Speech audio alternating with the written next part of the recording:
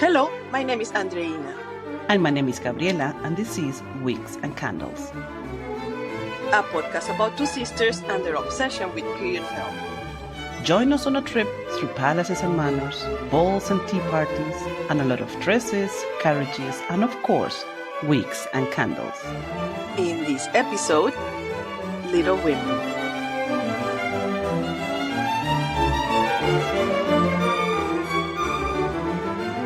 Welcome everybody.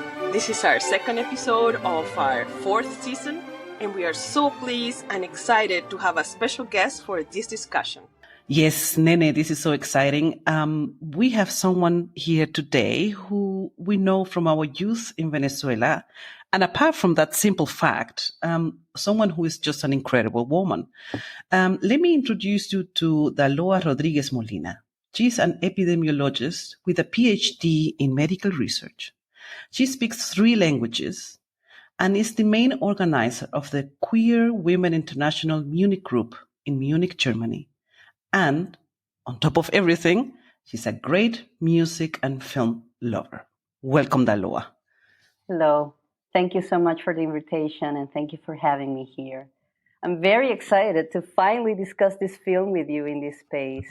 I must say that this was an awesome movie from the first time I saw it, and I've been really looking forward to discussing this with you. Yeah, welcome, Daloa. We're so thrilled to have you here. We've been wanting to have you on our podcast for a while, and while having a beer in a beer garden in Munich, we finally put together the courage to invite you. So thank you so much. I guess I couldn't say no. We're glad you didn't. All right. So, Gabi, let's get this episode going. To start, as always, can you give us some facts about the movie? Sure, Nene, my pleasure, as usual. Little Women is the latest film adaptation of Louisa May Alcott's 1868 novel of the same name. It was written and directed by Greta Gerwig, and it premiered in December 2019 at the Museum of Modern Art in New York, which I found a very cool place to premiere a film. We will certainly talk a lot about Greta and her work later on, so I'm going to leave it like that in regards of directing. Now, the cast is incredible, and it includes, among many others, Saoirse Ronan. We have spoken about Saoirse's work also within our podcast when we did the discussion of Ammonite. But she's also very famous for many other films. Also a film written and directed by Greta Gerwig as well, Lady Bird. We have Emma Watson, who pretty much needs no introduction. I would just say Hermione Granger. Florence Pugh, we have talked about Florence Pugh also within our podcast series where we discussed the film The Wonder, amazing actress. Then we have Eliza Scanlon on the role of Beth March. We have beautiful Laura Dern.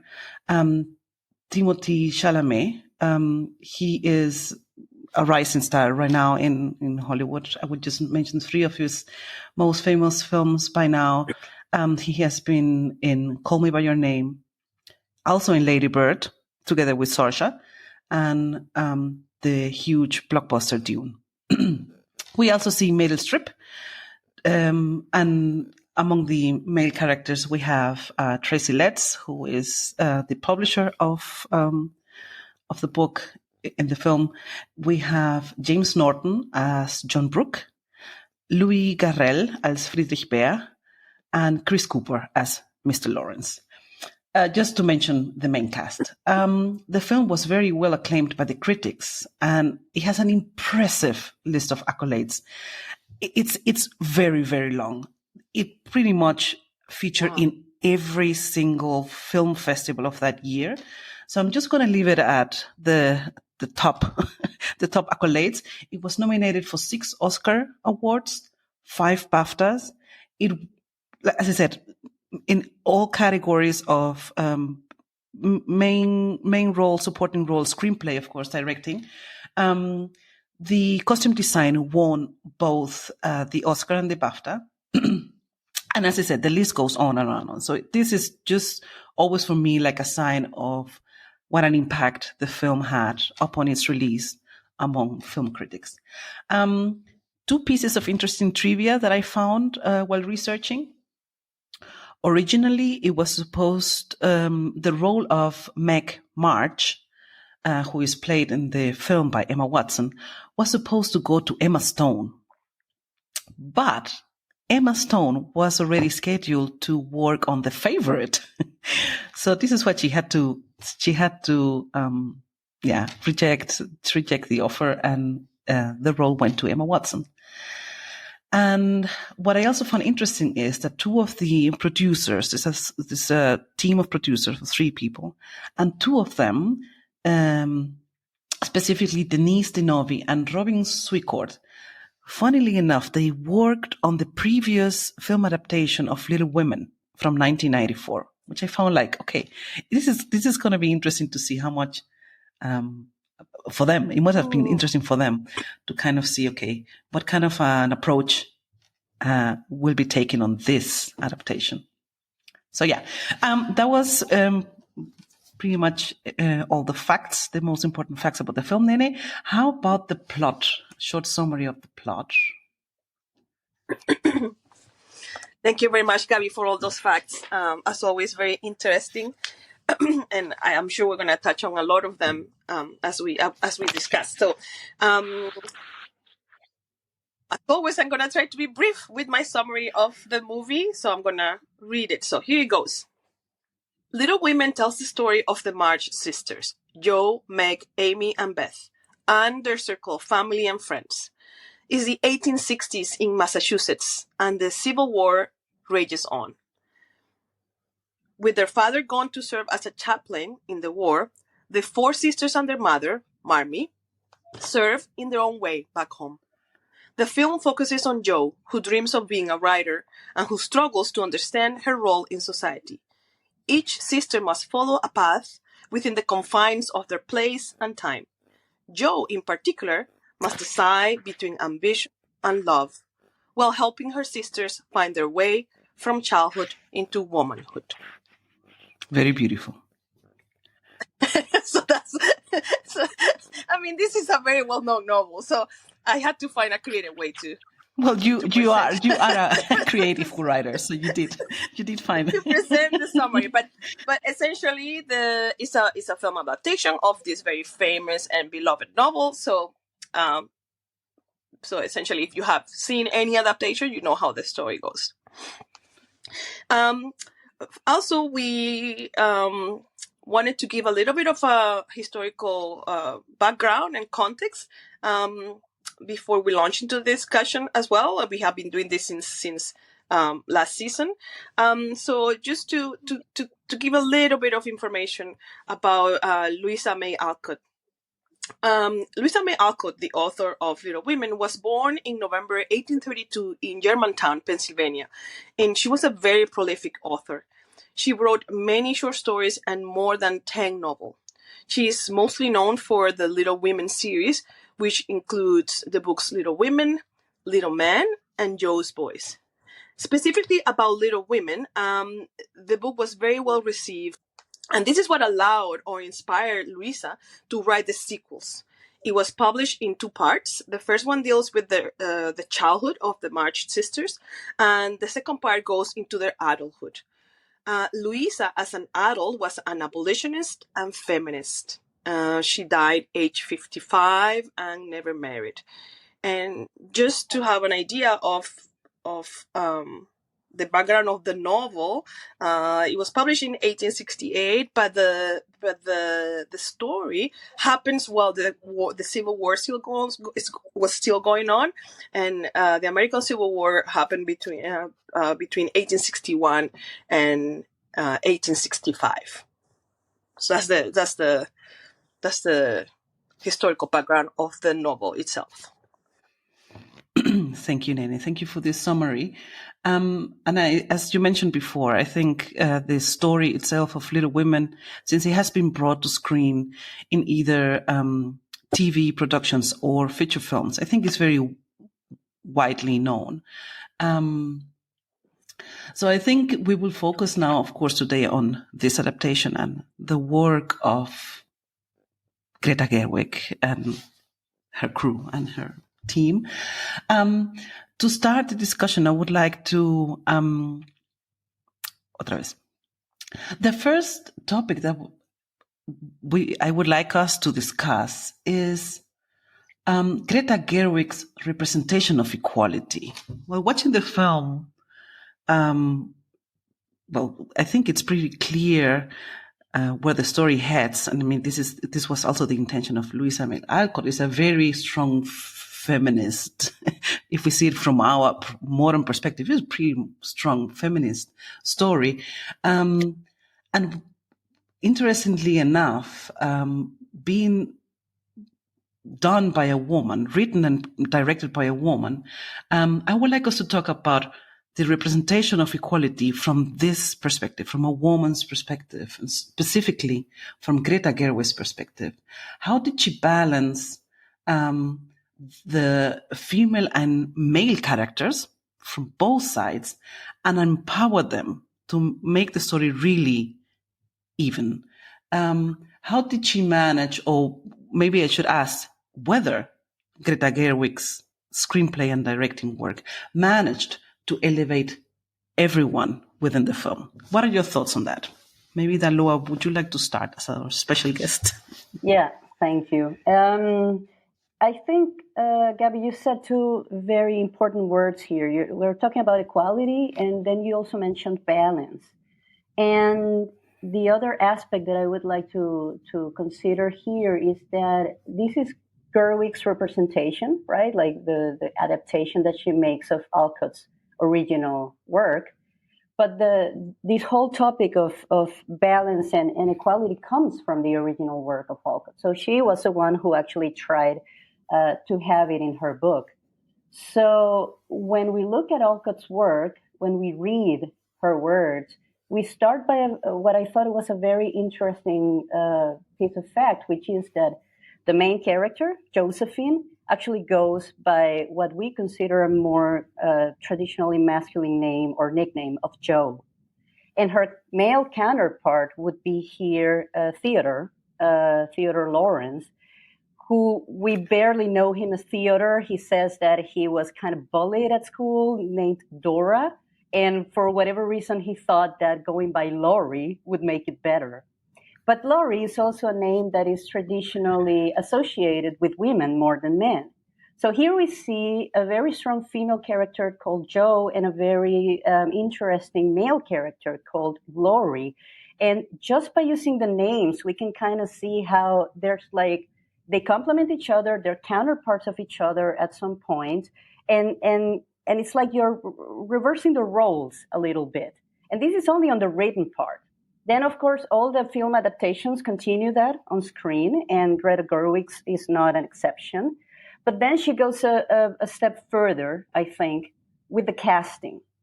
She had already worked with both Saoirse Ronan and Timothée Chalamet in Lady Bird, as you previously mentioned. And I think like her wish of continuing working with these actors and actresses she has stated that very clearly. So it's not a coincidence. But I think, especially for these roles, I think Saoirse Ronan and Timothée Chalamet were very appropriate. So Saoirse Ronan she's not exactly what I would say a masculine woman necessarily, but she's a strong woman. She has a very strong presence and portrayal. She's good with stellar roles. And Timothée Chalamet has very androgynous features, physically speaking. So I think what Gerwig tried to do visually was to take what Alcott had already done in words and portray that visually in the film with the choice of casting. So I think just by the looks, this is a way of her to try to balance out her two, let's call it, main characters in there. And that's without even going into the story and what happens. And there's also, of course, a lot of situations in the plot where you can kind of see that it was an atypical story probably for its time and still continues being a little bit atypical, whether that's a good thing or a bad thing. Very good. That's a great insight, this transition between the names and the characters. Nene, how about your input? I'm curious to hear.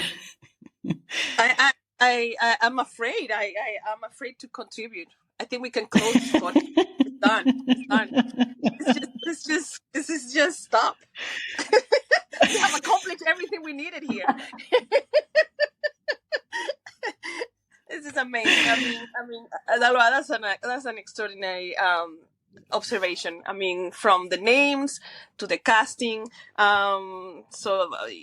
It's brilliant. Thank you so much for that. For me, just talking about the adaptation, this particular adaptation, I think for me it was more in the sense that we are kind of used to now of seeing, in period film, the women usually trying to go against their times in a way, trying to find their voice within the constraints of their time, within the constraints of societies. Like, it's a recurrent theme in a lot of period films because we're going into very intimate or very intimate stories about women specifically, and usually kind of like the male characters are kind of like the props or the villains, or it's usually representing kind of like the antagonists, the people who are preventing the women from being themselves. But in this movie, that's not the case.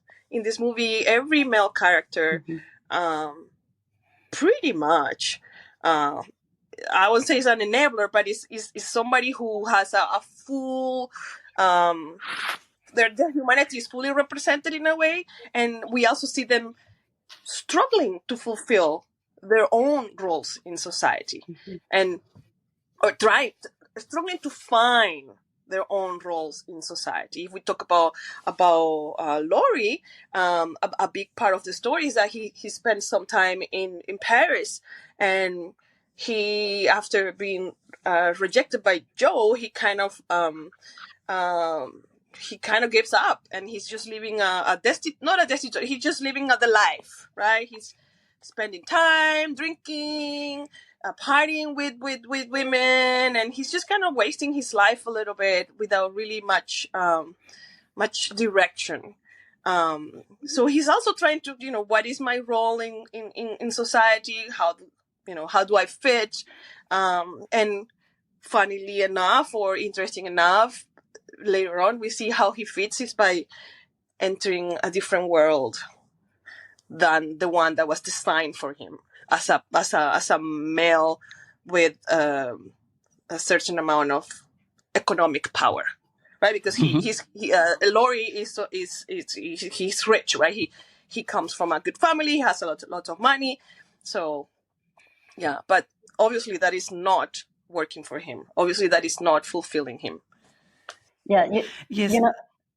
If I may say something, because I really find it interesting what you said, that the male roles, I mean, this is a coming of age story, right? And everybody's trying to figure out who they are, and it's mostly focused on the girls, on the young women, or little women, as the title suggests. But as you said, the men also go through a process. They have their own struggles, which are still, I think, very much in vogue nowadays. This economical struggle, these need to be the provider of a family, for example, and not having enough means to do that in the character of John, for example, or the contrary, having all the money you can think of in the character of Laurie and still not finding whatever it is that you think you need, not knowing what your purpose or role in society really is besides having money, because you got your heart broken or whatever, it's so I also liked that, how the male characters are not just props, like you said,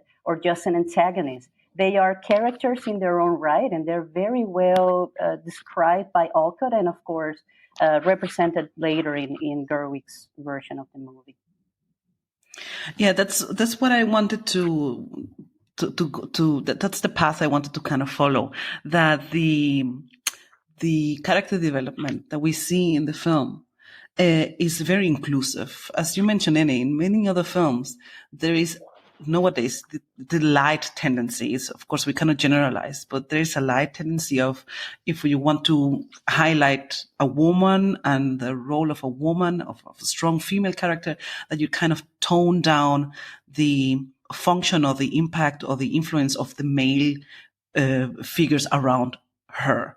And in this film, I think she pretty much elevates everyone, or is very inclusive. Let's say it's the entire tone of the film and how the characters interact with each other is very inclusive. And that's pretty much what I wanted to kind of head into. And while doing the research, or so, an interview that I found really interesting, they mentioned there was an interview with Greta Gerwig and some of the cast, and I think it was Laura Dern who says that what she appreciated the most while working with Greta was this matriarchat style that she had. And she said she is really empowering everybody, and she is very, well, pretty much, she said, in another word, but she said she was pretty inclusive. She was really embracing everyone, and she didn't let one character go beyond another one. So, which I think in general is it's exactly the portrayal of feminism that I think of. Because many people might think that feminism is about just elevating women while stepping down on men. So it's an anti-men movement, and this is completely wrong. So the whole concept of feminism is elevating women so they're equal in society with men. But we need men in a society. We need everybody. Men, women, and everybody in between. We need everybody in a society so that we can function properly. And this is exactly what the story and the movie are about. Like, not everybody's perfect. We all struggle. We all have different struggles at the personal level, but also at the societal level. And we deal with them in different ways. And it doesn't mean necessarily that some ways are better than others. It means that we just try to do our best with what we have, with our personality, our circumstances, our place in society, or whatever it means. Yeah, and what I also liked is, maybe just one more comment on that. I think it's it's great everything you guys are saying. What I also noticed is that for example, the husband of Meg, John Brooke, who's a teacher. I liked it so much that he was not like really, he was conscious and he was very aware of the role he had within his family, that he was the one working and earning the money, and he wasn't under a lot of pressure of making ends meet. But he never really put out that bitterness towards his wife. He was on the contrary, extremely supportive. He had a minor role, but he was really just like giving her as much space as possible. They said, okay, if you want it, I can make it possible. Or, there were very little moments where you can really see, okay, he is aware of his, but he's also not, because he is the one earning the money in the family, he's not going to diminish the wife. And I think that was the beauty of the male characters, as well as the one of Friedrich Bär, who is also like, okay, he also wanted to be eye leveled with Jo in the discussion of how he found her stories. He wanted to talk on the same level as a critic with a writer.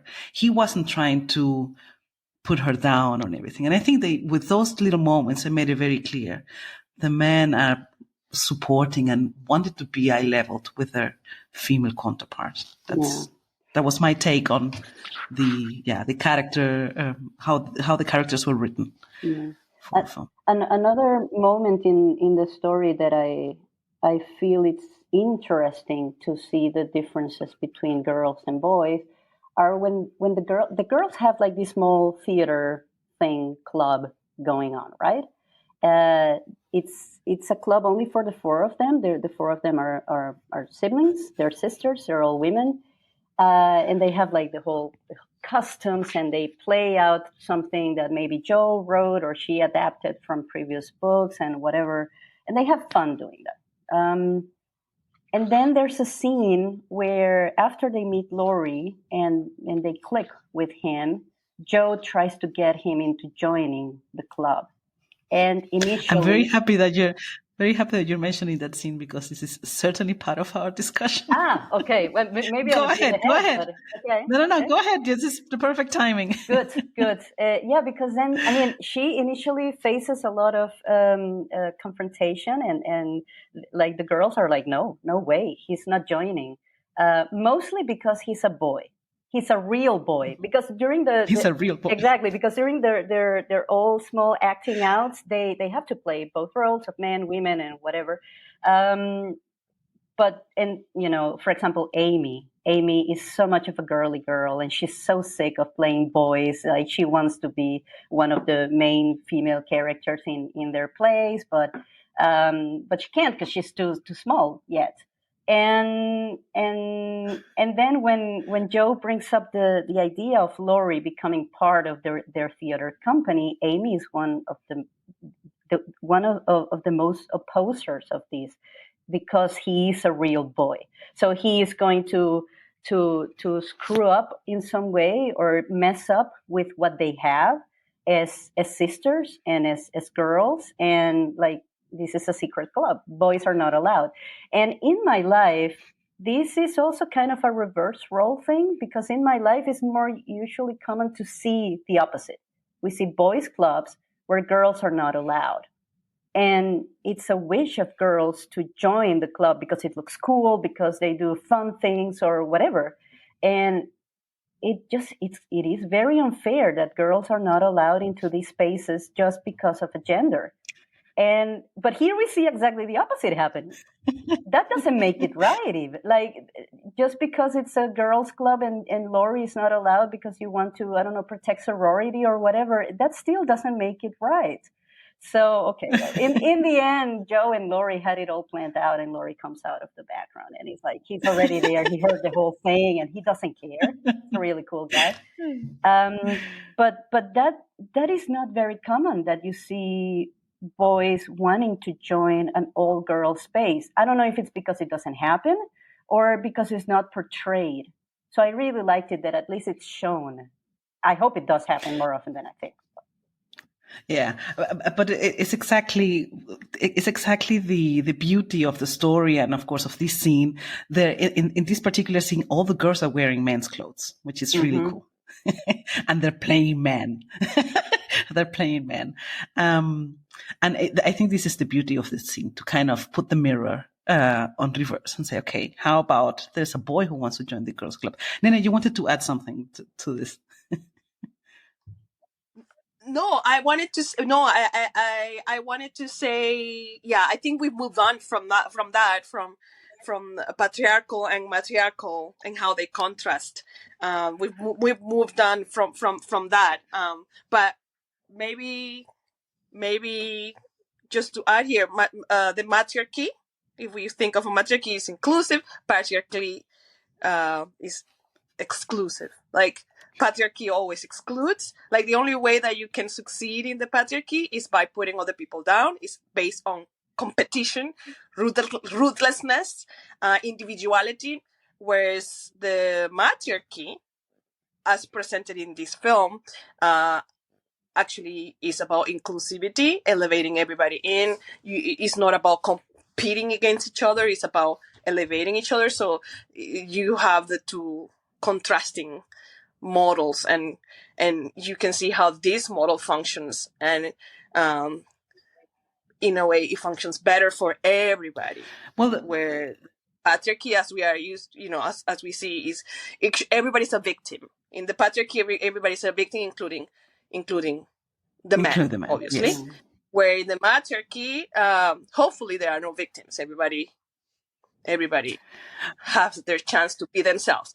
But yeah, so that's what I wanted to add. But if we go back to the girls' club, boys' club, I don't know. Which is connected, Nene. It's totally connected. This girls' club is exactly that, what Danloa contributed before.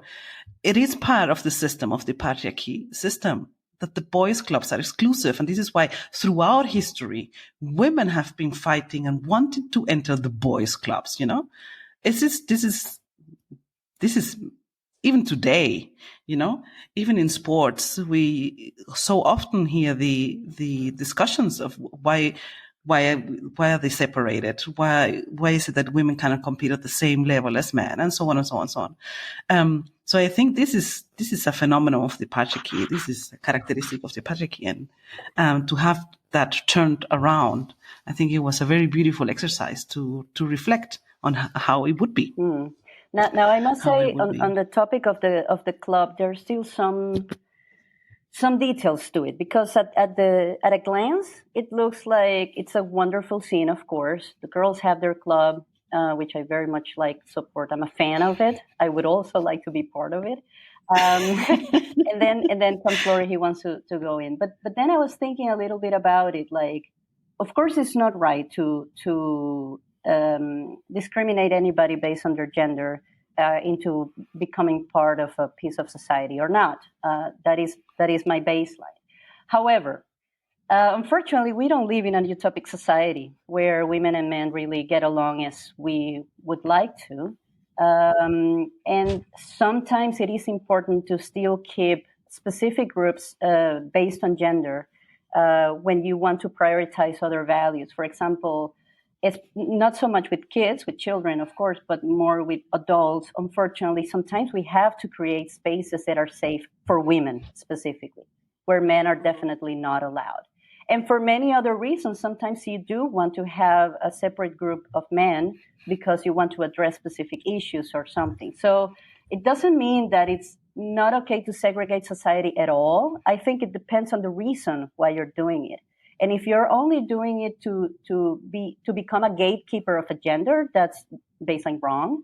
But if there are other reasons why you might need to do that, then you would have to prioritize these other reasons. Like, is it because of safety and security, or is it because you need a private space to talk about topics that only concern a part of society? Sometimes that is needed. But of course, I think the utopic ideal of society where we would like to go to is a place where everybody is welcome and included, and then people get along. Yeah. Oh, Aloha, This is so beautiful.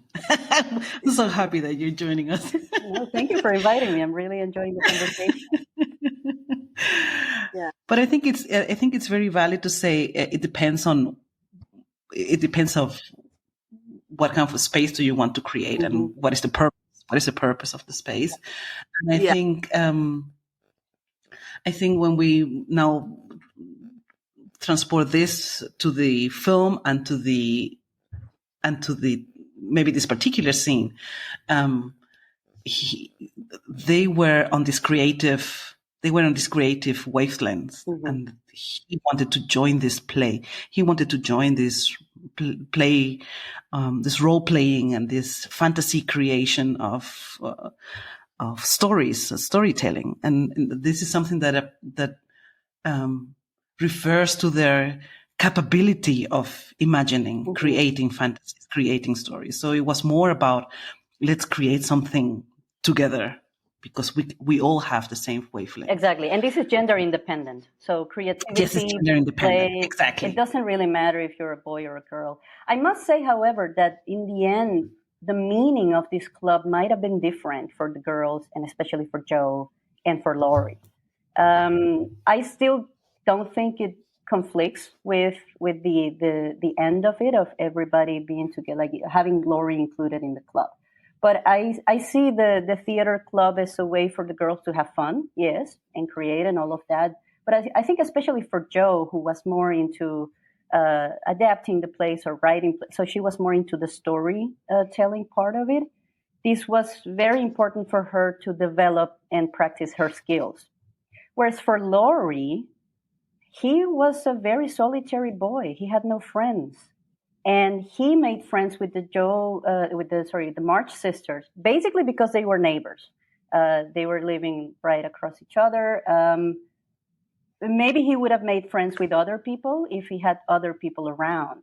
So I think it's a good thing that he didn't see any issues in becoming friends with girls, but it's inevitable for me to think that one of the reasons why he decided to join the club was not only this creative endeavor, but he felt lonely and he wanted to spend time with friends. So the probably the end objective or the main motivation, at least for Joe and Laurie, I'm not going to talk about the other girls necessarily, is very different. Still doesn't conflict with the idea that I'm very sure that Laurie made a good contribution into that club. Well, if he hadn't been cool, he wouldn't have been. Exactly. I don't think Joe would have even considered it in the first place. No. They totally clicked, and yeah, why not? Yeah. But what I wanna I find this endlessly fascinating. It's true. He was lonely. It was the only thing that was available, perhaps, to him. Maybe if he had boys on the next house, maybe he would have chosen to go to their house. We don't know exactly. Yeah. Right? We don't know, right? But what would have happened? It's like, this is the only family that was around, and those are the friends that he made. But he didn't have any issue. Exactly. He could have just also stayed outside and played whatever outside. He didn't have any issues in the neighbors being girls. Exactly. I don't think he ever showed any misogynistic traits. So yeah, okay, we can say maybe this was the only opportunity for him to make friends. But if he would have had anything against girls, he would have preferred to play alone or just go miles away to meet with other boys or whatever. And he never shows this ever. So I don't think he settled for the March sisters. I don't think that's what happened. But it is true that he wanted to play. He wanted to spend some time doing something cool. Yeah. I think also what we were saying before, he didn't necessarily fit in with the boys. Mm-hmm. He fit in more with whatever the girls were doing. True. Again, he had to. So like, I don't fit in. Perhaps I don't. Like I've seen in the movie. Perhaps he was lonely. But why was he lonely? Maybe he was a quiet type that didn't fit in with whatever the boys were supposed to be doing, or however the boys were supposed to be behaving, and he fitting more in this space. And here we see. I think this was the second topic that we wanted to talk about is the appeal of sorority, the appeal of feminine spaces. How do feminine spaces look from the outside? Are they more appealing? Is there a curiosity there? Maybe that's and the reversal, right? Women want to enter male spaces for a variety of reasons. If we're being just cynical, or if we're being just practical, just basically to achieve economic independence, financial power, all kinds of things. So women have had to create their own spaces throughout history to be able to do the same things that men do. And I find that very interesting, because now that you say it, traditionally, a lot of these spaces have been male-dominated. And when we as women try to come into these spaces, now the question haunts me, are we trying to enter a man-dominated space just because that's what it is? Or is it because we want to enter a specific skill-dominated thing? And that's the thing. I mean, as women, let's do something. Let's take gender aside. So as a person, for example, as a creative person trying to join a specific club of this kind, like you said, Andrina, it's this is our main goal, to go to develop our skills and network with people and learn from them and all of that, right? But it ends up being a gender thing. And it ends up being a gender thing because the initial setup of, in this case, this space is male-dominated. So it looks like a woman trying to intrude into a male-dominated space. But this is accidental. It's not that women want to go and invade male spaces. Like, we wish there were no male-dominated spaces or women-dominated spaces. Like, we just want to do cool things. The same thing that Laurie was trying to do. He just wanted to play. Yes, and I guess something that is also portrayed very nicely now, expanding this vision of the girls' club and going into this sorority and this familiar atmosphere that is very dominant or is very present throughout the film, is how the March family worked for the people around them. There was also very inclusive. The mother, Marmee, was super inclusive. Mm-hmm. She always opened the door for everybody. And while I put the link to a very interesting interview that I saw with the director and the cast. I've mentioned this before in my introduction. And they also mentioned that how Marmee's role was written for the film was super embracive, super inclusive, that when this very female household, this was just women, because the father was gone for so long, that they still allowed Laurie to beam himself, that's the word they used to describe it, to beam himself within this house and feel comfortable. He was not like, this is us, this is the March family, and we have our thing here, or a sorority thing here, and you can just watch. It was exactly the opposite, that the Marmee, in her role as the matriarch of the March family, she kind of always let him in and everybody in. And she let, also the teacher, John Brooke, she let him in. And she was always like, you can be part of this. You can be part of the circle. Come, have a scone. It was messy. It was loud. They were fighting. They were having Christmas, whatever, dinner. Come and sit and have a scone. And I think that was a very nice touch. Can I add that the inclusivity that Marmee models, she models that, right? Not only involves gender, it also involves class. All classes are represented in this household, in this extended family, because they are quite poor. They are struggling, right? Because the dad is in the war, so they're really struggling. Like economic situation is a big part of the Little Women, right? There's, they want things, they want pretty things, they can have them, they have to make sacrifices. But then there's a huge topic in the book and in the movie, which is charity, right? Charity, and there's people who are even in worse economic situation than them. That's the family who is super poor. They sleep 5 in a bed. One of the kids dies from scarlet fever. So everybody, and then we have Laurie and his uncle who are super rich. The super rich, the high class, and then we have Aunt March, who is a single, like she never married, right? But she has lots of money. She's financially independent. Everybody's represented here. And Marmee deals with all of them pretty much in the same way. She does a charity to the homeless, to the poor family. But as I said, she includes Mr. Lawrence. She lets these rich neighbors also to play a role in their daily life, without really always highlighting those are the rich neighbors and this is the rich Aunt March.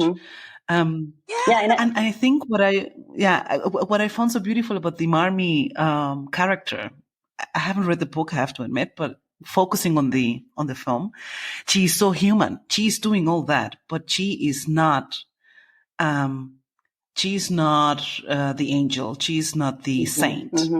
She mentions very frequently, I also lose my patience. I've been working on my temper for 40 years. I am angry every single day. This is costing me a lot of effort to manage this and to have the heart to keep on going in this situation. Yeah, she's very human. If I understand correctly, that is in the book. And it was, again, another unusual way of writing characters, female characters at the time. But I think it just gives the character so much depth, because Marmee is not, it's not only seen as her role as a mother and nurturing and being generous and whatever. She is deeper than that. She does get mad.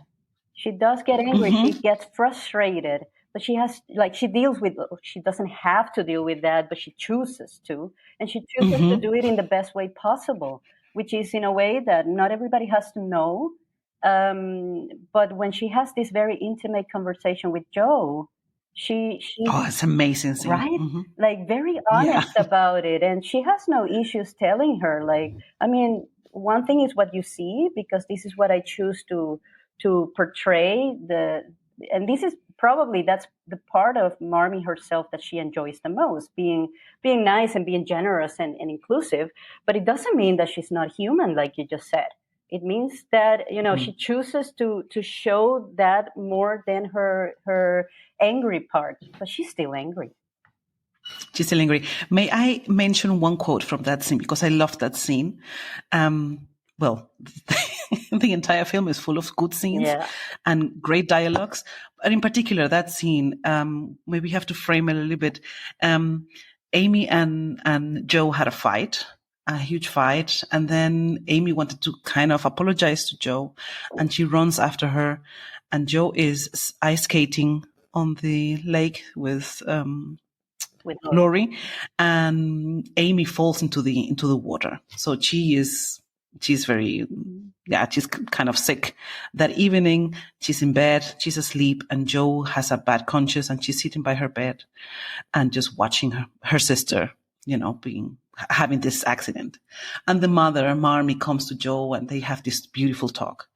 And there's two sentences of the dialogue that I would just like to bring up because they were amazing. Joe at one point says, when I get in a passion, I get so savage. I could hurt anyone and I'd enjoy it. She is like really pouring out. Yeah. This is my humanity, mother. And this is such an intimate moment. I cannot be good all the time. This is what she's really saying. I cannot be good and a good sister. This is what's really inside of me. And to that, Marmee responds, there are some natures too noble to curb and too lofty to bend. Yeah. And this is an original part of the book. Mm-hmm. They included this by suggestion of Laura Dern. They included this exact sentence as Louisa May Alcott wrote it on the book, which is amazing. Yeah, how beautiful, right? Like this is who you are originally. You're a good person by nature, but it is okay to feel these passions and this savagement, or however you say it, and it is part of being human. We cannot be good all the time, and that's okay. Yeah. Everybody has aspects of, positive traits, more negative traits, things that they have to control, learn. Again, just letting people be their full selves. Yeah. I think this is what's most important about the character of Marmee. It's like the glue that puts everything together, because you have these four sisters. They all have very different characters and interests. So how do you make that work? So I think in the narrative, the character of Marmee was kind of necessary to balance everything out. And because she's so inclusive, she ends up, like, in the story, you can have everybody. You can have people of any gender. You can have people of any social class, of any age. There's a lot of age difference throughout the movie. You even see how Beth clicks with Mr. Lawrence, even though there's a huge age gap in there. And of course, you also have different ways of behaving and their personality. And there's not this dichotomy of you're acting morally good or morally bad. You're just being you. And I think Marmee is the character that allows all of this to exist within this universe. It's beautiful. The role of Marmee is beautiful. But here again, she's presented as this alternative alternative to the patriarchy. Totally. The patriarchy is not about that. Totally. Patriarchy is about separating, categorizing, excluding. Where maybe this is a more desirable model. Nene, I think this is a very good transition to our next topic of discussion that we want to touch, and it's about different women roles, and how each of them is valid.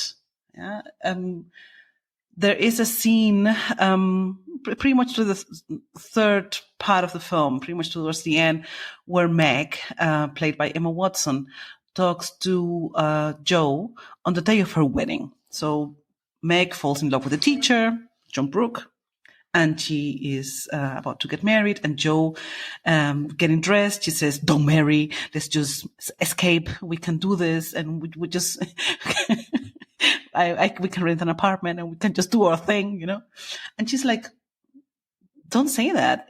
Just because my dream is compared to yours smaller doesn't mean that it's not important."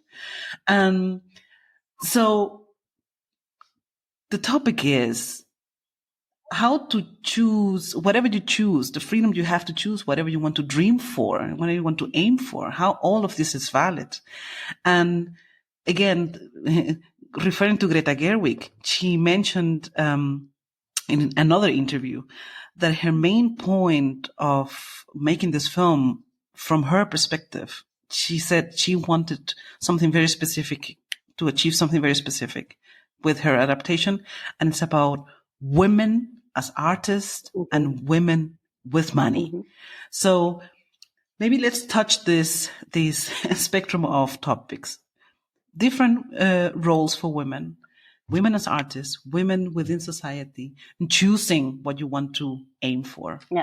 Yeah, I think it's a misconception of feminism that women always have to be empowered in a male fashion way. So, for example, women are not allowed to fall in love with men and get married. But that is, again, a misconception, because the whole point of feminism is to become who you are as a woman or as a man to the best of your capabilities, right? And if falling in love and marrying is the way that you want to achieve that, why not, right?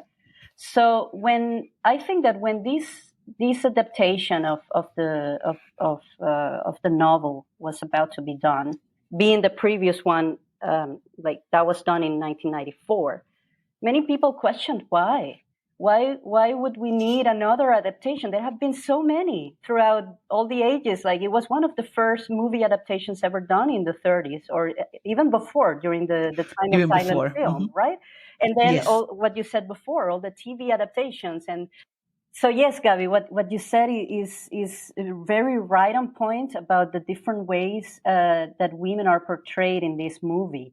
And then I was thinking that one of the misconceptions of feminism here is believing that women only have to become themselves and show themselves as women as determined by a male image, or the male image that we have in society.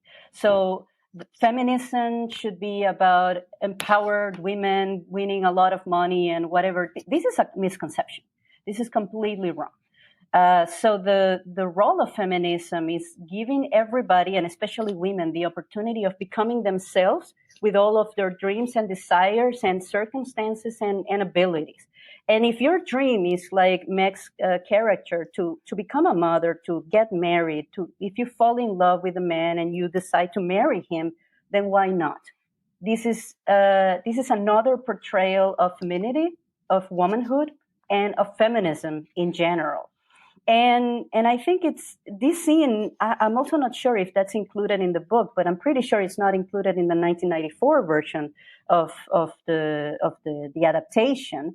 And one of the things that were said at the time that Greta Gerwig wanted to do this project was, why do we need another adaptation? Like, Little Women was one of the first works that was adapted to the big screen. Like, I think the first feature film in modern times was from 1933, but even before that, there were like some silent film and adaptations of it. And we have like TV productions, and there's even a cartoon and all. So why do we need another adaptation of an 1868 novel in 2019? And I think this dialogue that you just mentioned between Joe and Meg on Meg's wedding day is key in there. Again, I don't know if this is in the book. This is certainly not in the 94 version, but this is something that we need nowadays to understand that being a woman includes everything, all of the dreams that you may have. And just because some dreams are different than other women's dreams doesn't make them any less. This is exactly what Meg says. And I remember that was one of the key dialogues that made me fall in love with the movie the first time I watched it. Very nice. And also the dialogue Joe has pretty much at the end with her mother, where she talks about Laurie, and that because she hasn't allowed herself to love and to really completely fall in love with Laurie because of her fear of losing her freedom. Right. You know?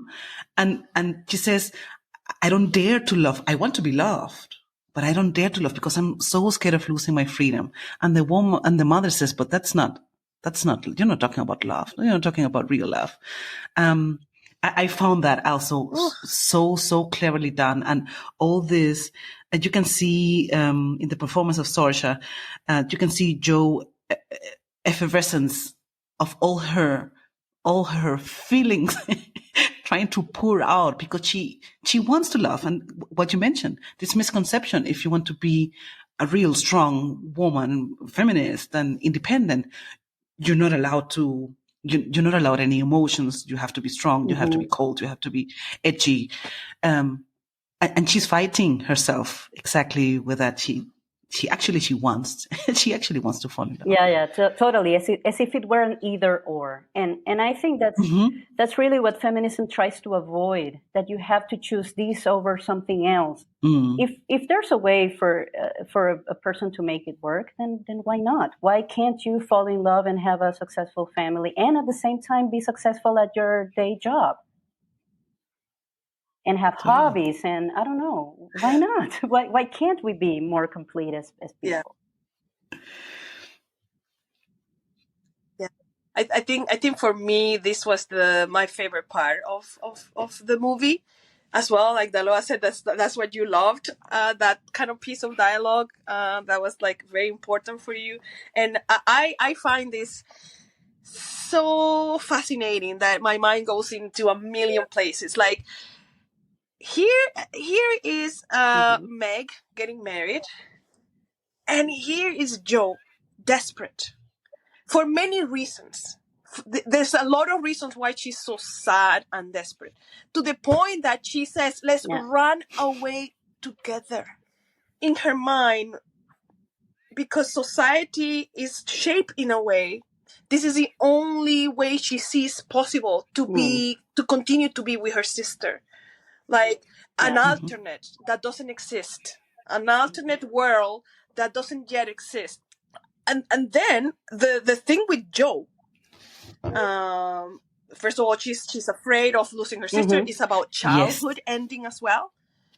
It's the fear because childhood is in a way much more blurry. Everybody's kind of mingling together still. I mean, not quite, but it's still a permissive space where you can be many more things, live out fantasies, play with boys. But as soon as you become an adult, boom, the distinctions are clear, and like you can no longer blur any lines, especially in 1860s United States or Europe or the world, right? So the fear, I'm going to lose my sister, is the end of childhood, is the end of our sorority, is the end of all these things. But also Joe, because she's a writer, right? And this is the thing that really, of course, struck me, is that throughout history, it's like what Daloa said, is the either or, never the whole person. Like, when you think of the concept of artist, artists are perceived as being intrinsically selfish. And if there is one thing, that women are not allowed to be, Right. women is selfish. Women are supposed to be nurturing. Women are supposed to be charitable. Women are supposed to be willing to sacrifice themselves, not eat, take their food out of their mouths to give it to the children. The women are supposed to be all of these things. And yeah, some of those things, people from all, genders can be that way. But these are things that are supposed to be women. So Jo sees like it's impossible because she cannot really actually. The thing with Jo is she cannot escape her own vision of society. She sees society and she says, "For me to fit in, for me to be a writer, I have to reject every other instinct I have. I have to reject all different parts of myself to be able to be an artist, a writer, because she sees no other way." Like there's not a. And let me tell you something. It's 2023, and it's the same. It's the same, sadly. and it's the same. It is absolutely the same. Of course, we say it. Women can be everything. Women can be this. Women can be astronauts, writers, athletes. But let me tell you what. Structurally, we are still not supposed to. We are still struggle. We still are put in these roles that, infringe on our freedom to be artists or be writers or be whatever we want to be. Yeah, we're still choosing between either or. Yeah, we're still asked to choose between either or, even today. So I don't blame Jo for being so afraid, and for being so afraid because there is no model for her. yes. The only model that we have of independence, obviously, is Anne March. And Anne March is so conflicted herself because she wants to explain how she is so independent. But she herself says you either have the money or you have to marry to get the money. You have to marry well. Simple. Yeah. Can I add something else? There's an important. I think this became a very popular piece of dialogue also when the movie came out, which is the conversation that Amy has with Laurie in Paris. Oh my gosh! Oh my God! Yes. And I have a piece of trivia on that. Can you frame it, because I have a piece of trivia on that. Yes. So what happens is Amy goes to Europe with Anne March.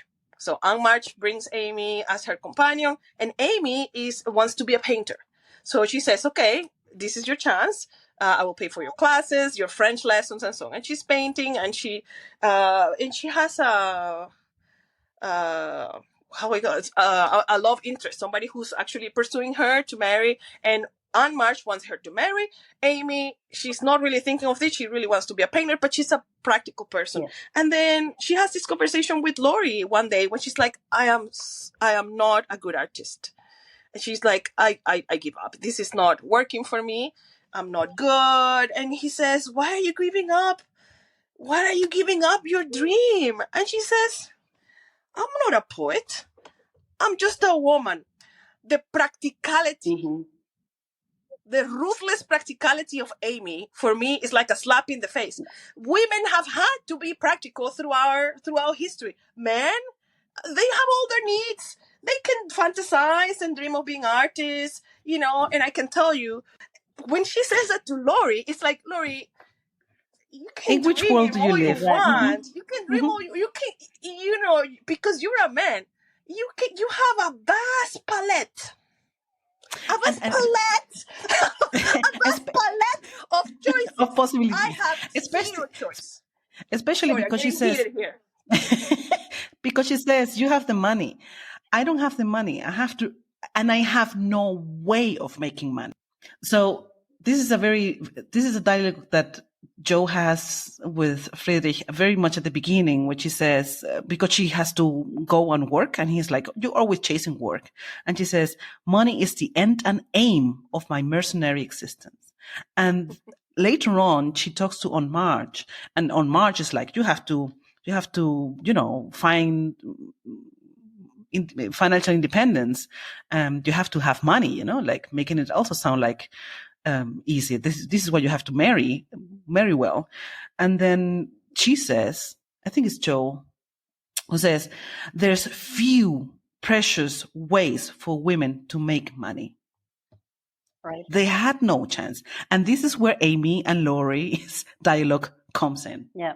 Yeah, exactly. I think, in that dialogue with Laurie, he says something.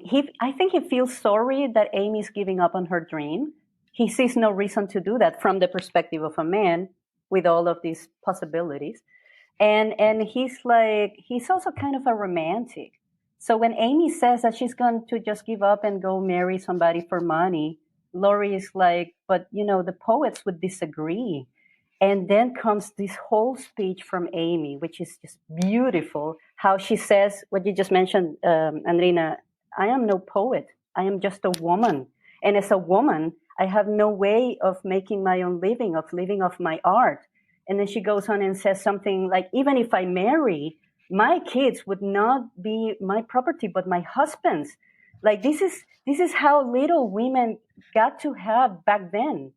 And then she's like, so I have no shame in saying that I'm going to marry for money. I've always said that. I don't see any problem. And this is because this is the only way that she gets to continue practicing her art, to have her financial means secured by marrying somebody with money so that she can continue living her life. And this is also where I like how these three older sisters' characters are portrayed, because they have some points in common, and at the same time, they are so different. So Amy still wants to marry for money, whereas Meg marries for love. She doesn't care. She still likes having money. She still wishes to have more money than she's able to. There's a whole discussion about this piece of fabric that costed $50. And then John and Meg struggle with it. But Meg still chooses to marry for love. And on the other part, there's Joe, who is as ambitious, I would say, as Amy. So Joe with her writing, Amy with her painting. But Joe sees it as, you know what, I am going to go and try to make my own living off my art. Amy is like, no, I'm not going. Not because she couldn't necessarily. She realizes that later on. But because it's just a way of securing her means based on the time that she lives. She is realistic to the society in which she lives. Whereas Joe is a bit more of a dreamer. And she's like, well, I'm a rebel. I don't care about society. I'm going to do my stuff. And I'm not going to marry just because I need to secure my means. I prefer to try it. Like, she's betting on her own art. And it still works out. I think it works out for everybody here. For everybody. That's the beauty of the film. Yeah. If I may add my little piece of trivia on that particular scene, yes. Which I found out while researching, this dialogue, this monologue, this speech of Amy towards Laurie in her atelier is not part of the original script. And while shooting this scene, Meryl Streep, she said, we should, women in the 1860s, we have to include the context of women working and earning money from that time. You have to do it.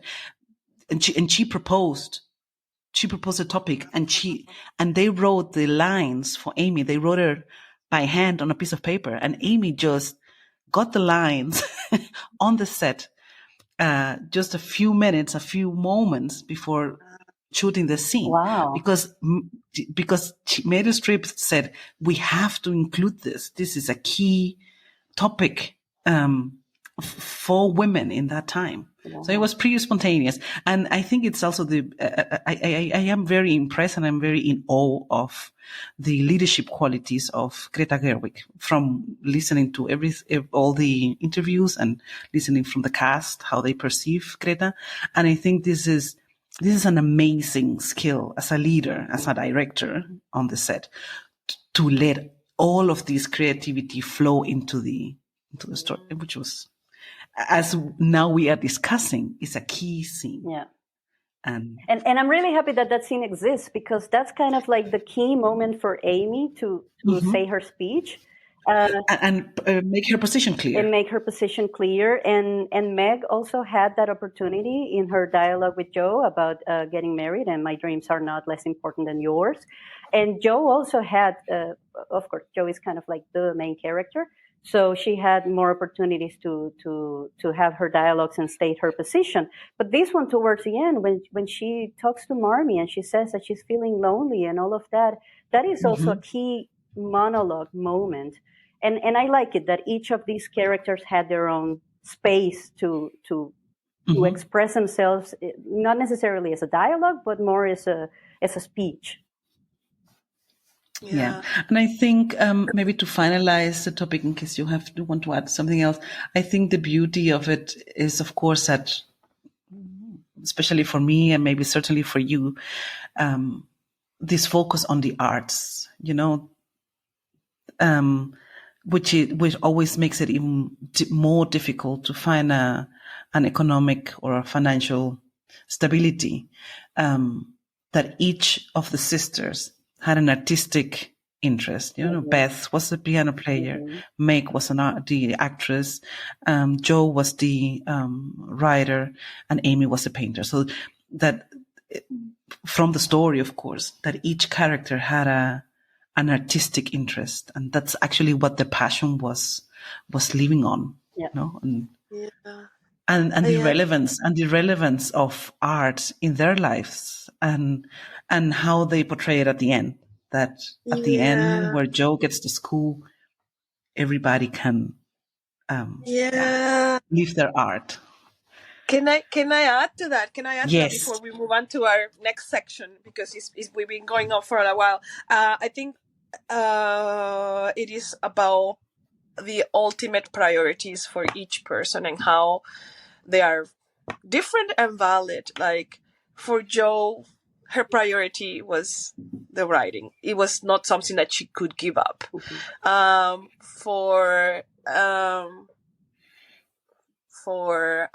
Meg, she prioritized family. She prioritized love. That was for her more fulfilling, right? In a perfect world, nobody will have to choose, but everybody had to make their own decision. And, all of us are different, right? Ultimately, we have to make the decision. Ultimately, we have to prioritize. We have to say, okay, for me, it's like non-negotiable. I cannot leave if I don't write. And that's very much Joe. Joe is very much like that, where for Meg, love was very important. She wanted a family that was more fulfilling. And again, the way that we see that all of these choices are okay. Yes. None is better than the other. Yes. And if I may, before we move on, I would like to quote Joe's speech, which is so moving, so moving. She says, "Women." This is at the end when she's having this very intimate conversation with Marmee.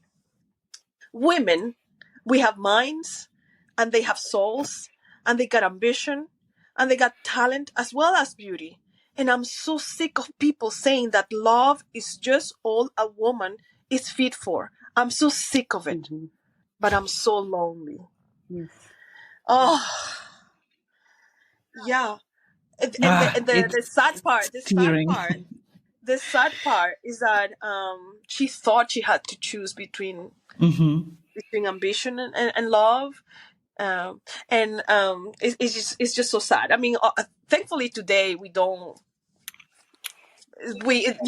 things have improved somehow. Not entirely, but that love is no longer seen as a either or in this case. But at the end of the film, when we see this scene where actually everybody has everything they want, like she has founded this school and employed every single one of her family members in the school, and everybody's doing what they're good at. The professor is teaching kids, Meg is teaching kids how to act, Amy is teaching children how to paint, and Joe is teaching writing. It's an utopia.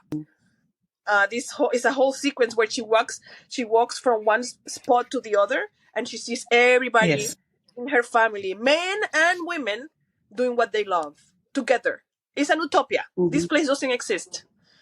I found that really interesting. Yeah. Anyway, Very beautiful. so why don't we move on to the Wicks and Candles quiz, which is our favorite segment of the podcast.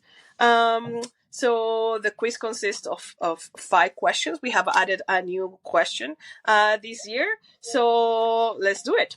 So the first question is, what is your sweaty week? One thing you didn't like about the movie. So Daloa, let's start with you. Wow.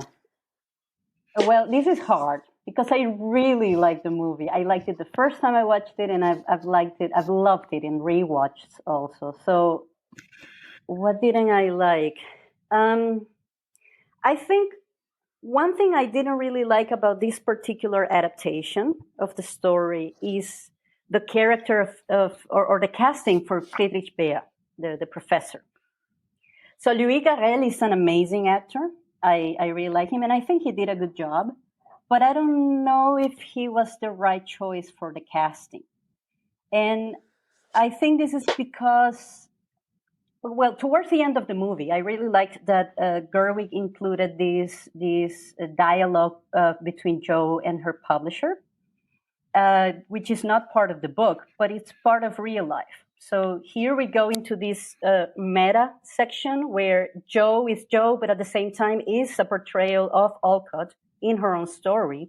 And the story that Jo wrote and that she's trying to sell to the publisher is at the same time the story in which she's living, which is the book Little Women, right? So we go into all of these different layers in there. And the publisher says at the beginning of the movie, if you have a female character, make sure that at the end of the story, she's either married or dead. So these are the 2 options. And towards the end, when they have this conversation again, the main character is a woman, and she's not married.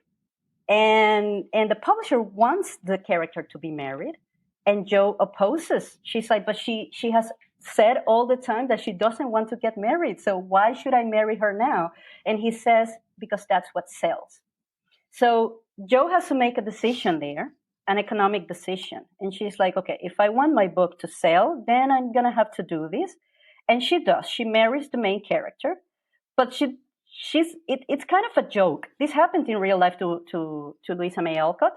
And she made it look like a joke. So of course she's not marrying Laurie because she already said no to Laurie, and Laurie went on and fell in love with with Amy, and they got married. But she marries Jo with the professor Friedrich Beer, right?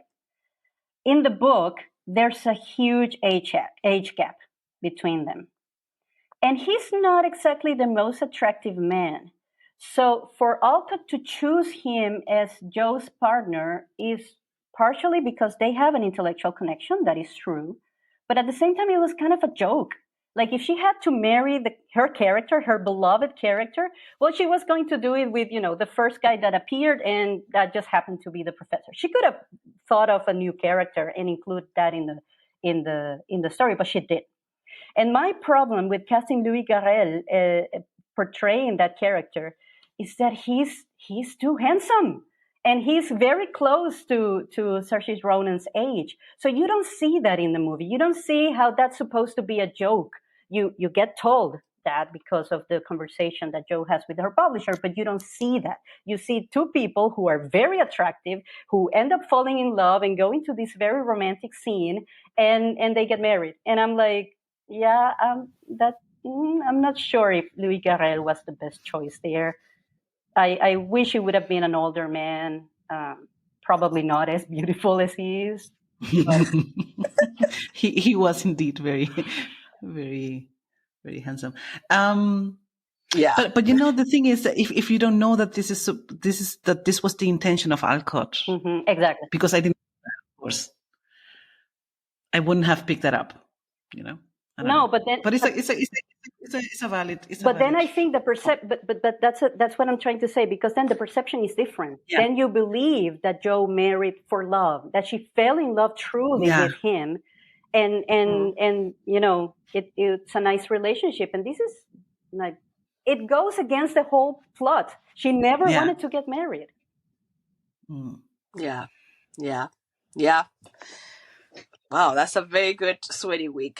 It's a very, very deep. I must admit, I mean, week. it's not easy. I really liked a lot, everything about the movie. It's not Yeah. easy for me to say something I didn't like. Okay, what about you, Gabby? Thank you, Daloa. That's a very deep sweaty week. Yes. So what about you, Gabby? What's your sweaty week? My sweaty week is more on the technical part. There was something on the style of on the visual style of the film, and mainly the first part of the film, where there's still not the, that there's always flashes of, they go back and forth in time, and mostly half of the first part of the film, it has a little touch like a Beatrix Potter book, like a little. It's supposed to look all cute and sweet and cozy, like a Charles Dickens Christmas film, and accompanied with the music score. I think the music score was at times not necessary. They put a lot of little touches of music on scenes that I would have said, you didn't need to do this. And also the tone of the music on some scenes was like, I didn't need all this tingling music in the back, because the message and the core of the story and the passionate individual stories that are taking place are a little bit too serious for my taste to make it look like a sugar candy kind of Christmas Carol film. So as I said, it was more the visual, the combination of the colors of the settings were amazingly beautiful. All the scenes within the house, how they come down the stairs and the table is set with all these sweets and teapots and cakes, and it is beautiful, but it really looks like a Beatrix Potter book. Oh, wow. So for me, it was like, okay, it's kind of too cute for the story, like misplaced. That's my sweaty week. Wow. How about you, wow. Nene? Amazing observation. Thank you for that sweaty week. We're being ruthless here. Yes. We want total coherence. Total perfection. We don't want any incoherent style. Okay. I'm gonna say my sweaty week actually is not related to Greta Gerwig's movie. My sweaty week is Beth's death. My God, this is hard to say for a non-English speaking person. The death of Beth, of this character. When I was a child, I was absolutely traumatized by this plot point. As a little kid, I was already traumatized by the fact that this girl dies, like every time. And it's no different. It's no different in this adaptation. And I'm thinking, why did Alcott, kill this character? And I'm thinking maybe she's described as being this very gentle, pure soul, kind, ethereal, like a being that didn't even belong on earth, like an angel. And I guess that's the message that she wanted to convey. There's certain souls that are just not meant for this cruel, horrible world. That's my sweaty week, but actually the way it's portrayed in this adaptation is really well done. Like the moment when Joe finds out that she's gone is just so well done. It's heartbreaking. It's a great scene. And the parallels, because another thing that Greta did was these parallels in between the past and the present. And when she shows these two scenes back to back, where first Beth was sick and she recovers in the past, and then she gets sick again and she finally dies. I thought that was genius, really. It was beautiful. Yes, it was a nice it was still painful and all of that, but it was a nice contrast. And I think seeing Beth recover in the past is like balances it out. I think it. balances out the Yeah. pain of actually seeing her die in the end. Die. All right. Thank you. Thank you for your 30 weeks. Now, let's move on to the next question on the quiz. What is your shining candle? One thing you loved about the movie. Daloa, let's start with you. Amy. For me, was Amy. And I find it interesting because you said previously that, it is true that it has not been the most beloved character traditionally. And I don't think it has been portrayed very well in previous adaptations, because Amy is a spoiled little child and she does a lot of mean things as a child. And then, she goes on and marries for money in a very practical way. And that, if you take it at face value, it can sound a little bit superficial and vain. So I like the way that Greta Gerwig, I think she did justice to this character. And she shows us another portrayal of femininity, where there's no shame in knowing yourself, knowing what you want and what you need, and going for it. So it is fine to marry for love, but it is also fine to marry for other reasons. Marriage is an economic proposition, like Amy says in her speech, or at least it was way more in the 1860s, when the book was written. And I think it's important to state that. So, and also I like how Amy, I think, is one of the characters that grows the most. You can actually see it. She goes from being very spoiled as a child and having all of these conflicts, especially with Joe. And then she grows into being a woman who knows what she's doing, who knows what she wants, and she goes for it. And actually, I think she's the one who gets the best ending. She ends up marrying for money, but also for love, when finally Laurie comes back to her and proposes. She gets to practice her art, and she gets to provide for her family, because, okay, Joe ended up doing really well with her work in this amazing deal that she got from the publisher, by the way. I loved it, how she kept the copyrights and all of that. But I think in the end, Amy's economic contribution to the family was really, really important. So I actually believe that Amy is the character that got everything that she wanted. And I really like that twist that Alcott, and especially now in this version, Gerwig gives to the character. Thank you, Dalua. Nene is somehow dying to say something. Yes. No! By the look on her face. No. I'm just reveling on Daloa's answer. She got Laurie, who was awesome. Yeah, right? So, yeah. She, at the end, she marries Laurie. And truly got him, because it didn't, I also felt like, but is it like Laurie marrying Amy out of spite? And that's not what happens. It is true that he was very hurt when Joe rejected him, and he went through his heartbreak, and he went to Europe and living La Vida Loca and all of that. But then he sees Amy as a grown woman. He sees her with different eyes.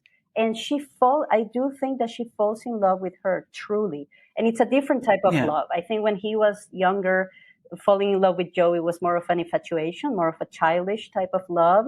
But when he falls in love with Amy, it's a more mature love. He sees her for who she really is, with all of her good and bad things. And I really like that ending for Amy and Laurie. That's very good. I like that. Yeah. It's very nice. That's amazing. Very good. That's amazing, because he has gotten to see her in all her, throughout her, like he has seen her grow. He has seen, there's nothing that she can hide from Exactly. him. It's amazing. So he loves her for exactly who she is. For the woman she became. Yes. For the woman she became, but also with all her flaws and all her character traits, everything. Wow. All right. Thank you, Daloa. What about you, Gabi? What's your shining candle? My shining candle is very simple. It's the entire script. Wow. My shining candle is a script because, as I said, I think the dialogues were just brilliant. There's pretty much no line that has like no meaning or that doesn't contribute to the story. I think every piece of dialogue is super strong. And yeah, how it was written, I think Greta Gerwig is extremely talented. And yesterday, in my euphoria of after watching the film and doing all my research, I told my husband, "I'm gonna tell you something. Greta Gerwig is gonna be like one of the most influential filmmakers Yes. of our times." Yes. By the topics she chooses, by the way she leads. As I said, as a leader, she has an exceptional talent, and how she wrote the script. Now focusing on this film, as I said, the dialogues are brilliant. How she intertwined her adaptation, but also with real lines of the book. She had that. She had that intellectual. Emotional intelligence to say, it's not about me, it's about the story. I have to let Luisa's lines shine at the right point. How she, how she developed the characters, how she wrote the characters, and the dynamic, how she, made the story so natural by creating this dynamic between the characters. I think the script for me is exceptionally good written. That's my shining candle. Wow. Thank you, Gabi. Thank you, Daloa, for your shining candles. Very deep, both of them. My shining candle is very superficial, which is rare. Well, it's very valid. No, don't go for that. It's very valid. Go ahead. Yeah, I'm gonna attribute it to my lack of sleep. But I'm gonna stick to it. My shining candle is Florence Pugh. Right? It's very valid. As an actress, as a casting choice, just her presence. I told Gabi, I want to be scolded by this woman. Like, just scold me. Just tell me. Just lecture me. I'm obsessed with this woman. She's amazing. She is, her facial expressions. I've seen her in Midsommar. And she does one extraordinary piece of acting in that movie that still haunts me, and I've mentioned it before. I loved her in The Wonder, and I love her in this movie. I still haven't figured out what I love about her, but she makes the film come alive to me. Like every time she's in the movie, I just love seeing her. Yeah. No, and I also liked it that she played both ages of Amy, and she did each of them really well. So Florence Pugh, of course, is a grown woman, but when she was doing Amy as a child, I think she did it very well. She did like this reckless child, very spoiled, crying, saying like I'm in so much trouble. Like it's really nice that it is believable for me that she's acting as a child there.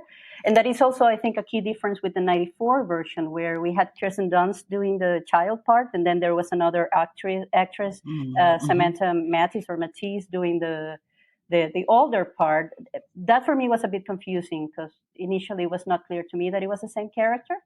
But I think Florence Pugh did it great, portraying both the child and the adult version, or the more adult version of Amy. Yeah. Her choices are very good and fun. All right, let's move on to my favorite question of the quiz. Stolen costume or prop. What piece of clothing or prop would you like to keep from Little Women? Daloa. Wow. Well, for me, this is hard because, clothing in general is not my thing. But it's kind of weird to say that in a movie that won the Academy Award for Best Costume. So, there's a part where Joe wears this green military jacket thing, and I thought that was just so cool to have. And I don't remember very well from the movie, but I think she only uses it at home. So this is also something that I might want to keep and maybe wear at home. Like I don't need to go out and look all weird, like coming from the American Civil War or whatever. But I think I think it might have given her some sense of power and inspiration. Like she wanted to actually go to war and fight fight Yes. for the And she union. couldn't, and she was so disappointed because she was not a boy. Exactly, and she was so frustrated by it. And I do believe that for Joe wearing this, which I don't think is in the book, it's in the movie, but it might have given her some extra inspiration when doing her own work, her own contribution to society, which was writing. And this is something that I think would also empower me in my everyday job. So I The yeah, military jacket, yes. the green military jacket. That's the one I would choose. It's very cool, Talua, and I find it amazing that you pick that is actually supposed to blend, Right. to be like in the background of the story, but she wears it on the scene where she's writing the book and lying the Mm-hmm. papers. So it's like that symbol of now I am in charge of my story. Yeah, I own my exactly. story. And you know that part when she puts all the pages on the floor, probably that's how it was done back then. And maybe some people might still do it, but it reminded me a little bit like when you're writing something on Microsoft Word and you have this view where you can see all the pages. When you zoom out and you see all the pages, it kind of reminded me of that. And then I'm like, oh, I'm definitely a 20th, 21st century person, right? Thinking digitally of that. The whole picture. Wow. Very good. That's excellent. Excellent costume. All right. Thank you, Daloa. What about you, Gabi? Well, unlike Daloa, I love clothing. Yes. I love clothing and I always struggle. To say, I'm curious to see what Nen is going to pick, but actually, I'm torn as usual. I think the entire wardrobe of Joe is mesmerizingly beautiful. And, I loved it how she's sometimes, you could see that she's like pulling up her skirt by like as a habit, and she's wearing pants underneath, or what looks like pants.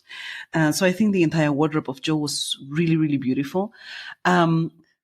Still, I'm not going to go for Joe's wardrobe, surprisingly enough, because that would be too much. That wouldn't fit in my suitcase. I'm going to take only one dress.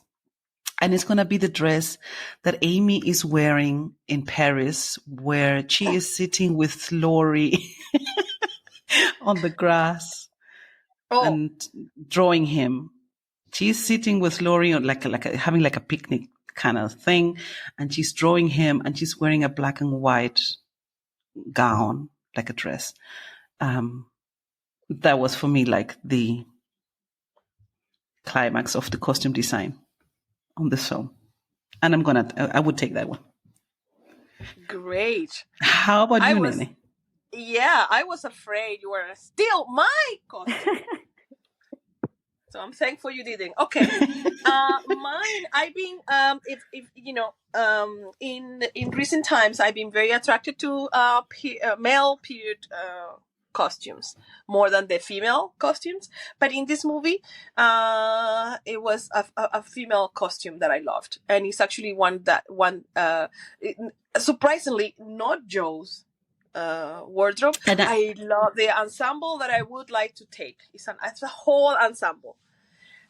Is the ensemble that Amy is wearing when she gives her speech. Mm-hmm. She's wearing like a light blue skirt and this kind of embroidered blouse. And then after she finished that amazing speech, and she's like, "Oh, I'm going out. Like, I think the fiancé is coming to pick her up." She puts on this little cape. Very, very surprising, because I've been off female clothing for a little while, like feminine. I like it's not attractive as attractive to me in recent times. But this little cape was just so beautifully done. It was heavy and it was wide with a beautiful design. So yeah, I will keep the whole ensemble, including the cape. She's actually, by the way, wearing apron. before Yes, I thought you she would put the say cake, the because she apron. was painting. Mm-hmm. So Mm-hmm. these are for me more work clothes, and I've been very Yes. attracted to work clothes throughout the podcast. Like work clothes are very very interesting to me. Like I can see myself getting up in the morning and putting these clothes that I'm gonna spend the whole day wearing to do work, physical work like painting. So she's wearing an apron that she takes off, and then she puts it on the cake. All right, so those are my stolen costumes. Funnily enough, the cast was also asked whether they would like to take something from the set, a costume Yeah, or prop. And Sorsha said that she would like to take the book. That at the end of the yeah. film, they Right. make the book. Beautiful. Yes. And she said, and I think she even got to keep the I think copy she got to keep that they it. made. She got to keep it Yeah, she because kept it the completely. book is a very unique prop, because Mm-hmm. it's the Little Women book, but with Joe's name, not Mm-hmm. Louisa May Alcott. So this is it's a Mm-hmm. very unique Yeah, prop yeah, because exactly. it exists only within the universe of the movie. Mm-hmm. Ooh. All right.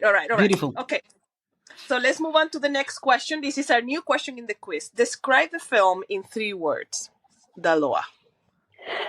3 words. Only 3 words. Wow. I'm going to pick up some of the topics that we discussed here, and I think I would describe the movie as like with three adjectives. So inclusiveness, ambition, and talent.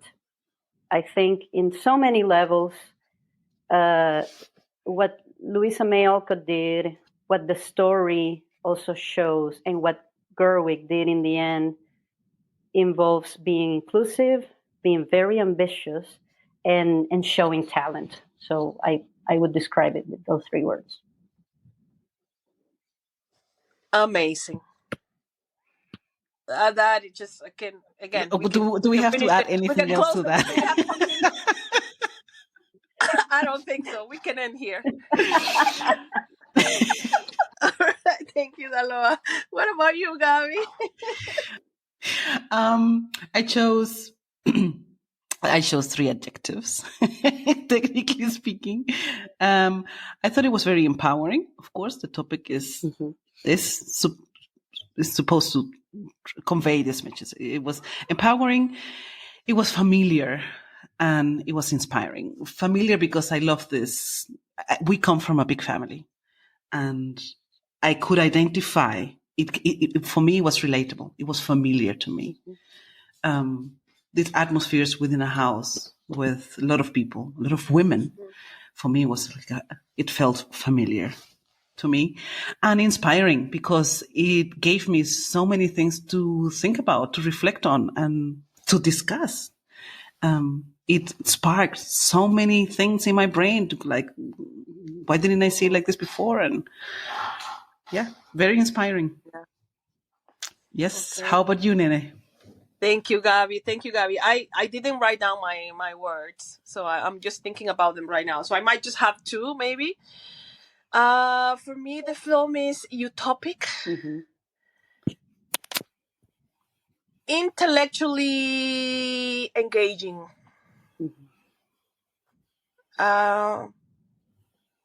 intellectually rich. Yeah, so that's it just because it gives a lot, like it's a point of entry for so much discussion. Like it's so rich. It takes you in so many different paths that you can discuss. Which If I described it, the first time I saw this movie in the theaters, I came out weeping. Yeah, I came out like sobbing from it because the last scene of Joe's dream, like the literal physical realization of her, like the book coming, the book being made, and yeah. So, but you know, when you mentioned that, I find that interesting because if I understand correctly, all the previous adaptations of the novel, at least the '94 version, ends with Joe getting married in this big romantic scene, like not getting married but getting engaged. Sorry, But I really liked it that here it's like, okay, that's included. Yeah, let's have the whole romantic thing with Professor Bea. But then the true ending for Jo is the book, publishing her book finally. So yeah, I also liked that last scene. It was so impactful. Yes. Touche, Very Greta impactful. Gerwig. Touche. Yes. Very, very impactful. Okay. Last question on the quiz. If given the chance, would you time travel to the period? Yes, no, why? Daloa. No, I wouldn't. I think it's aesthetically it's very beautiful, seen from our perspective in hindsight. But like before being an epidemiologist, I became a medical doctor. Beth dies of scarlet fever. It's an infectious disease that it's easily treatable nowadays, but obviously wasn't back then. And Beth dies, and this was very common for children and families at the time to see kids die for a lot of reasons. And still, this happens nowadays in many parts of the world where public health is still not reaching all parts of society. But we are so much better in terms of technological advance and in medicine, at least.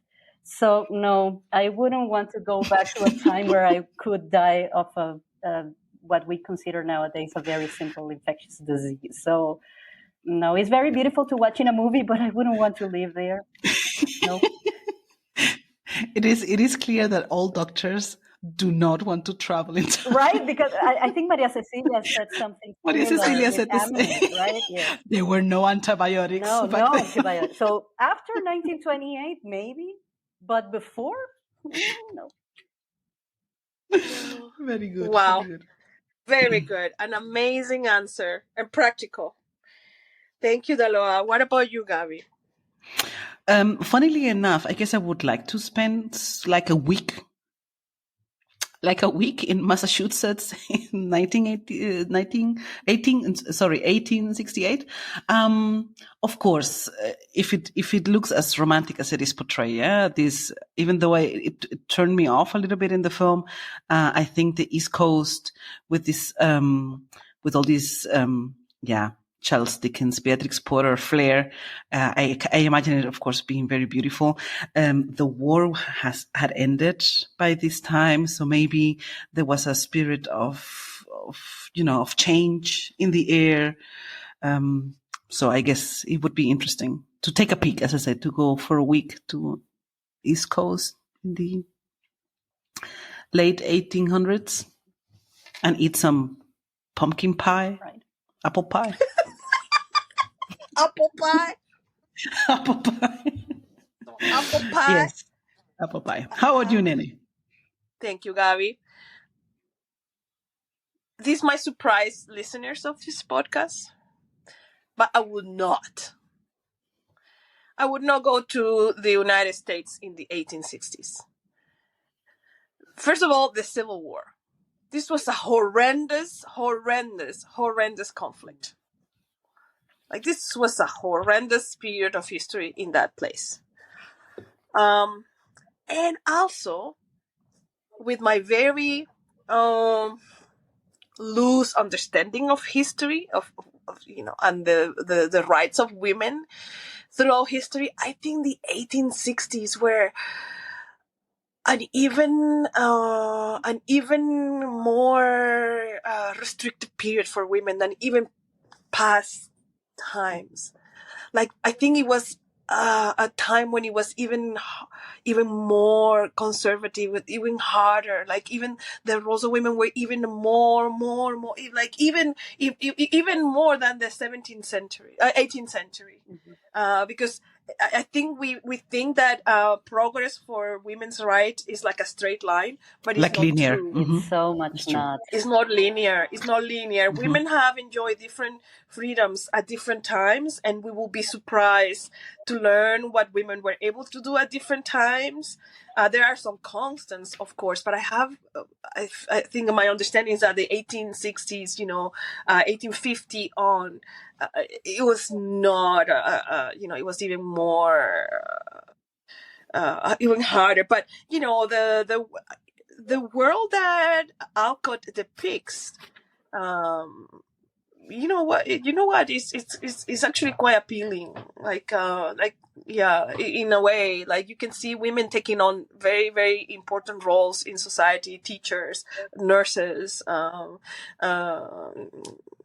so it was not all bleak, but I would not go. It's not. I actually, you know why? You know why? You know why I wouldn't go? It's not my favorite fashion period. It was very freely. Like if you look at the books, if you look at fashion history, it was a very freely time. Like a lot of frills in the sleeves, like too freely for me. It's also valid. Yeah.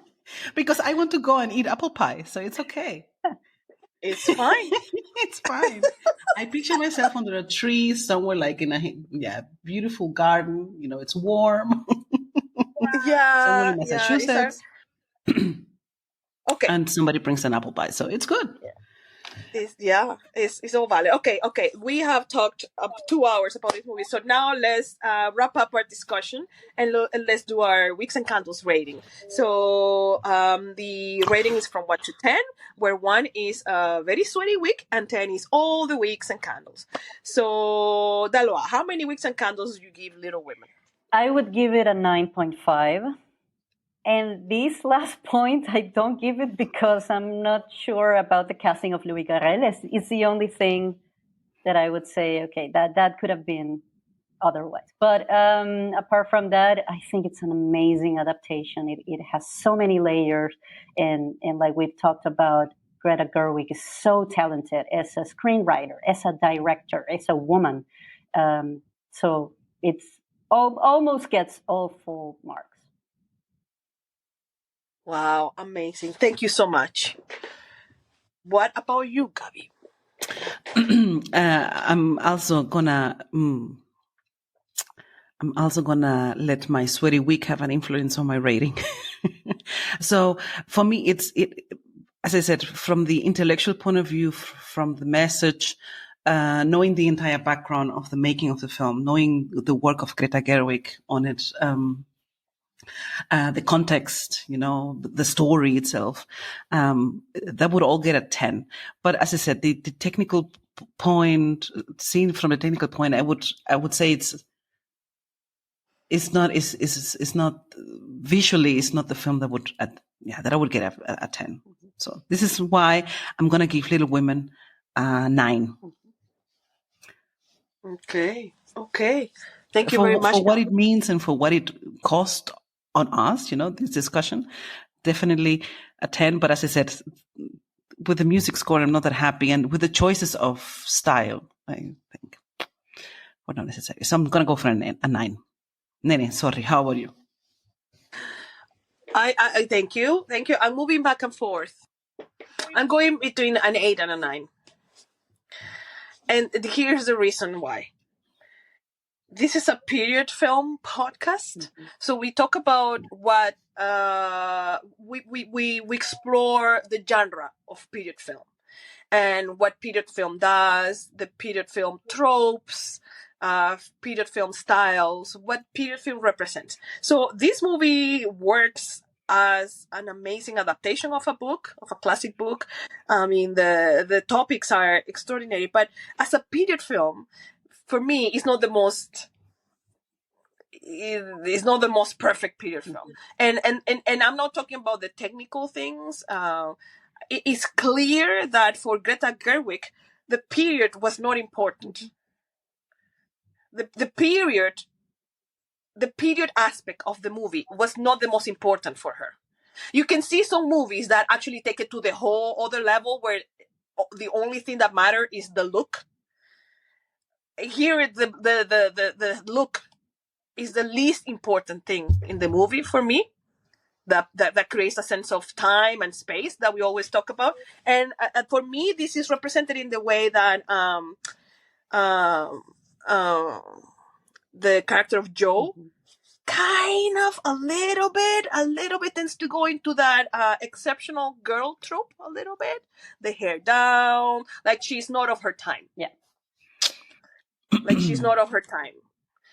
So that's the reason why I in terms of just as a period film, that takes us to a time and place. This movie is much more about the topics, much more about the text than the period. So Absolutely. let's say a 9. Let's say a 9.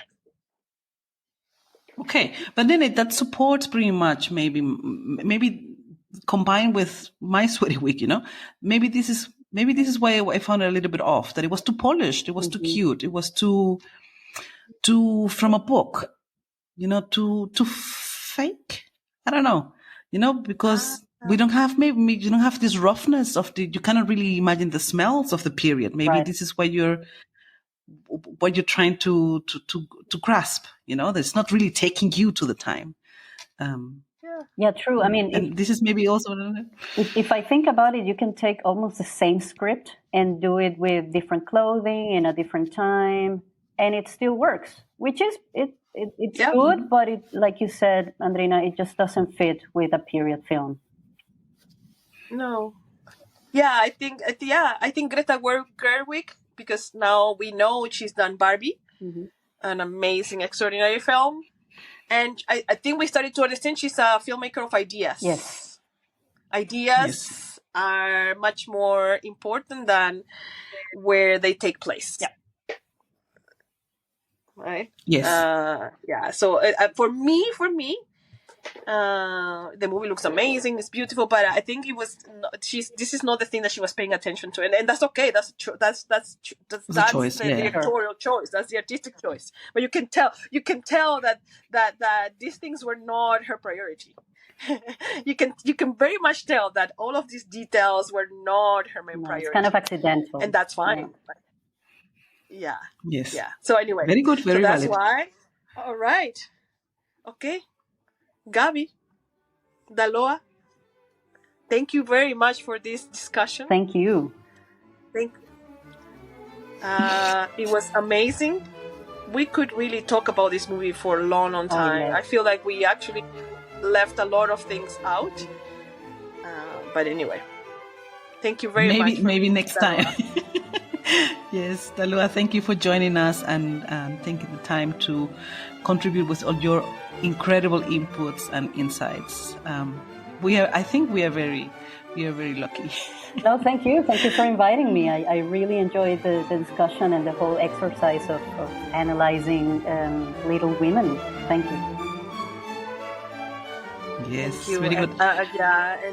We hope you come back. I'd be happy to. Yeah, and everybody listening, thank you so much for listening, and see you next time. Thank you. Stay tuned. Bye-bye. Bye-bye.